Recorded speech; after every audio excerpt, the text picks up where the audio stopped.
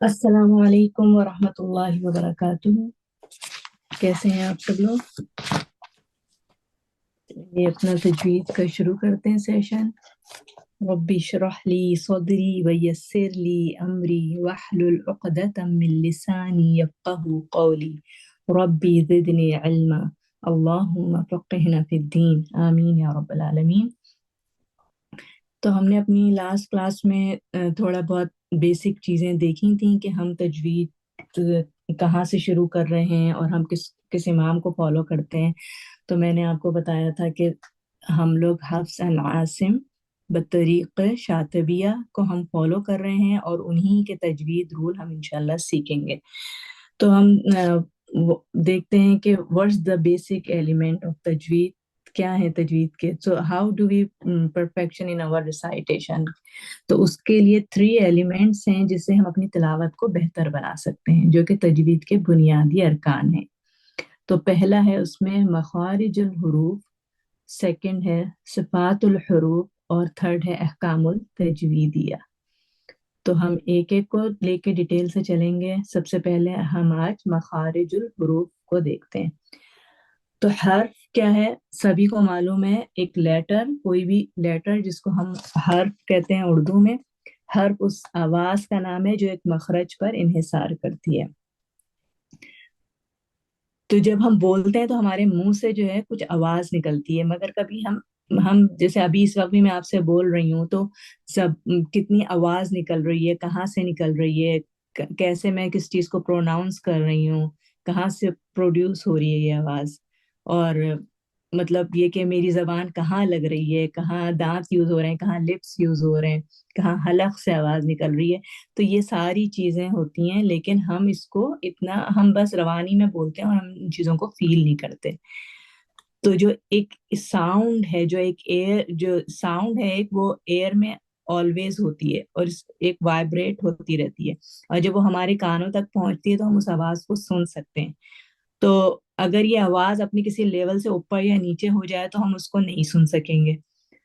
ठीक है, तो इसी तरह हमने अब देखना है कि ये आवाज, अब ये कौन सी आवाज है जो एक, कोई एक लेटर होता है जिसको हम देखेंगे कि ये कौन सी आवाज है। एक ऐसी आवाज है जो एक मखरज पर इन्हिसार करती है। तो अब मखरज क्या है?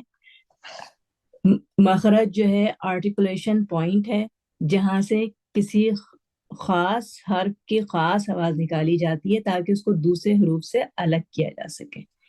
तो डिफरेंशिएट करने के लिए हम मखरज को यूज करते हैं। जैसे खारिज, मखरज, खारिज यानी निकलने की जगह। तो हम देख रहे हैं कि निकलने की जगह कहाँ से हमारी आवाज निकल रही है।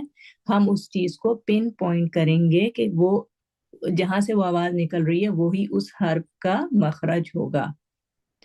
ठीक है, समझ आ रही है ये बात? क्लियर है सबके लिए? तो फिर हम आगे चलते हैं। तो अच्छा, अब हम देखते हैं कि हुरूफ तहज्जी जो हैं वो 28 हैं या 29 भी समटाइम्स लिखे होते हैं। इसमें 29 लिखे हुए हैं, अलिफ 2 दफा है। तो ये फर्स्ट हमजा, जो पहला जो है वो हमजा लिखा जाता है और अलिफ सिर्फ वो काउंट होता है जिसके ऊपर ऑलवेज जज़म हो। तो इसलिए ये 2 दफा लिखा गया है तो 29 होंगे, अदरवाइज ये 28 है। तो ये हुरूफ जो है इमाम नसर बिन आसिम लैसी ने इसमें मुशाबिहत के एतबार से मुरतब किए और इन पर नुक्ते भी लगा दिए ताकि मिलते जुलते हुरूफ में फर्क किया जा सके। तो पहला हमजा है और दूसरा अलिफ है, अदरवाइज बाकी पूरे लेटर्स मोस्ट ऑफ द सभी अल्हम्दुलिल्लाह जानते हैं अरबिक लेटर्स, कोई नई चीज किसी के लिए भी नहीं है। मगर हमने फोकस ये करना है कि हमने देखना है कि ये लेटर्स का मखरज क्या है, ये लेटर्स कहाँ से निकलते हैं, हमारे मुंह के कौन सा पार्ट यूज होता है जब हम इसको प्रोनाउंस करते हैं। ठीक है,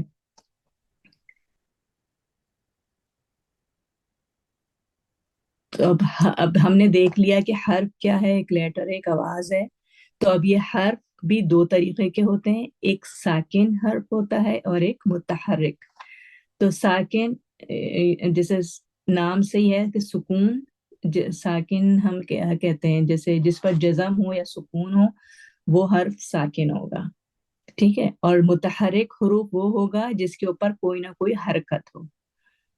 تو حرکت جو ہے کون کون سی ہیں؟ متحرک کب کہلائے گا؟ اگر اس لیٹر کے اوپر فتحہ ہو تو وہ لیٹر مفتوح کہلائے گا. اگر اس لیٹر کے اوپر ضمہ ہو تو وہ لیٹر مضموم کہلائے گا. اور اگر جس لیٹر کے اوپر کسرہ ہوگی تو وہ لیٹر مکسور کہلائے گا. تو یہ سمجھ آ گیا کہ حرف دو طرح کے ہیں. حرف ساکن، ایک ساکن اور دوسرا متحرک.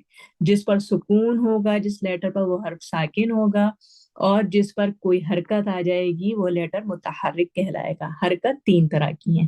ان کو اور ڈیٹیل میں دیکھتے ہیں حرکات کو.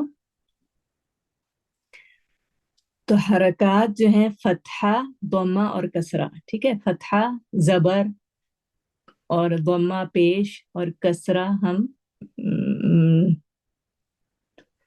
فتحہ ضمہ کسرہ زیر، کسرہ کو زیر بھی کہتے ہیں. ٹھیک ہے. تو فتحہ جب ادا کرتے ہیں ہم تو منہ کو اوپن کرتے ہیں.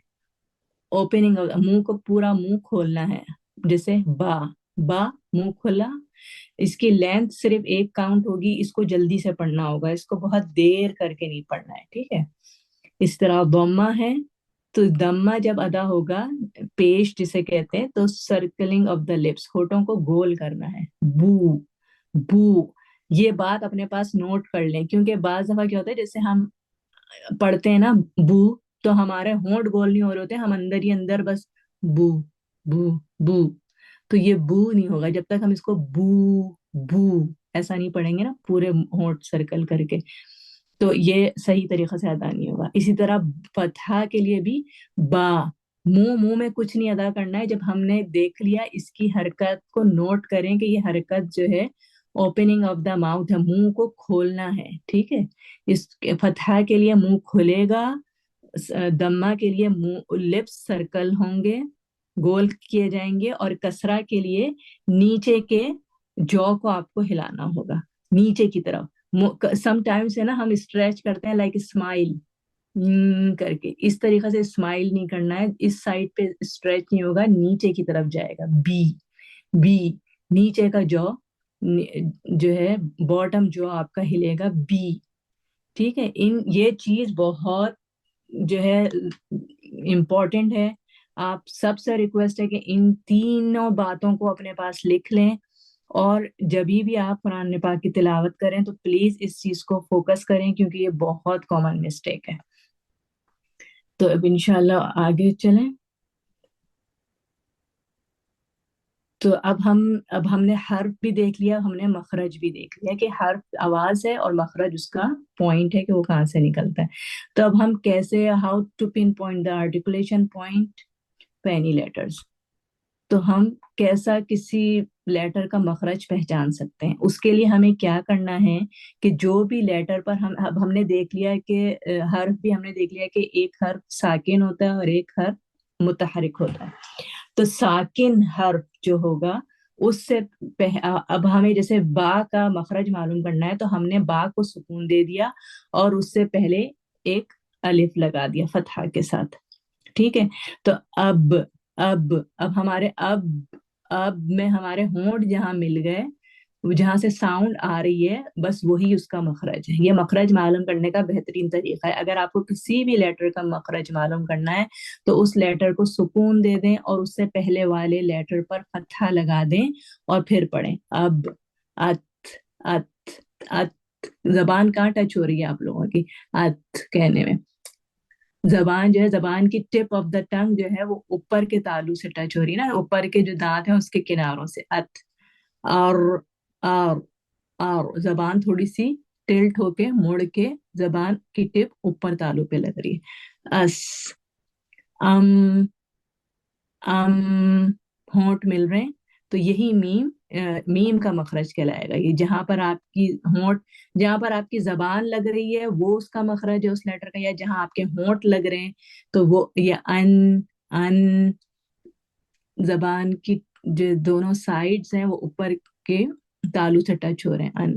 تو انشاءاللہ ایک ایک جو آرٹیکولیشن پوائنٹ ہے اس کو میں تفصیل سے بتاؤں گی اور وہ آپ سب کو یاد بھی رکھنے ہوں گے. یہ تو صرف میں نے بتانا تھا کہ कैसे हम इसको पिन पॉइंट कर सकते हैं कि अगर हमें किसी लेटर का मखरज मालूम करना है तो उसका तरीका क्या होता है। तो ये उसका तरीका है, ठीक है।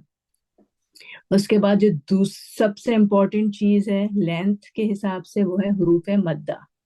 हरूफ मद्दा जो है वो अलिफ, वाव और या है। इन तो ये बेसिकली जो है ना, ये एम्प्टी माउथ से निकलते हैं, इनके लिए कोई इतना अलिफ का तो कोई मखरज ऐसा नहीं होता है। मगर इस वक्त मैं आपको मखरज नहीं बता रही, हरूफ मद्दा बता रही हूँ कि ये कब जो है इसको हम स्ट्रेच करेंगे 2 काउंट। क्योंकि ये गलती भी बहुत ज्यादा होती है कि हरका सिर्फ 1 काउंट होती है और हरूफ मद्दा जो है वो 2 काउंट होते हैं। ये गलती बहुत होती है। तो ये इसको मैं दोबारा भी रिपीट करूंगी, आज सिर्फ एक हल्का सा आपको बता रही हूँ कि अलिफ मद्दा कब कहलाता है, जब फतहा के बाद किसी भी लेटर पे, मतलब ये आगे कोई भी लेटर हो और उसके बाद अलिफ हो, यानी अलिफ से पहले कोई भी मफ्तू लेटर हो तो वो अलिफ मद्दा हो जाता है, उसको हम 2 काउंट पढ़ते हैं। फिर इसी तरह वाव मद्दा है। वाव मद्दा में देखें, वाव पे सुकून है, ठीक है, और वाव से पहले दम्मा है। इस बात का ख्याल रहे कि अलिफ में यहाँ कोई साइन नहीं थी, अलिफ खाली था और अलिफ से पहले फतहा है, ठीक है। वाव पे सुकून है और वाव से पहले दम्मा है। उसी तरह या पे भी सुकून है और या से पहले कसरा है। तो ये कसरा और या मिलके इसको इसको जो है हरूफ मद्दा बनाते हैं, ठीक है। इसी तरह वाव साकिन के साथ पेश मिलके इसको वाव मद्दा बनाता है, और अलिफ से पहले अगर फतहा हो तो ये इसको अलिफ मद्दा बनाता है। तो इनकी लेंथ जो है 2 काउंट है, ठीक है। अब इसको देखते हैं कि 1 काउंट और 2 काउंट में हम कैसे फर्क करेंगे।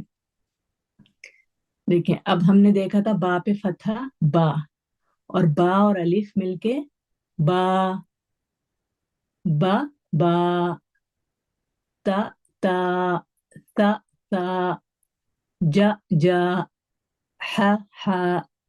इसी तरह बू बू, तू तू, सु सु, जू जू, हु हु।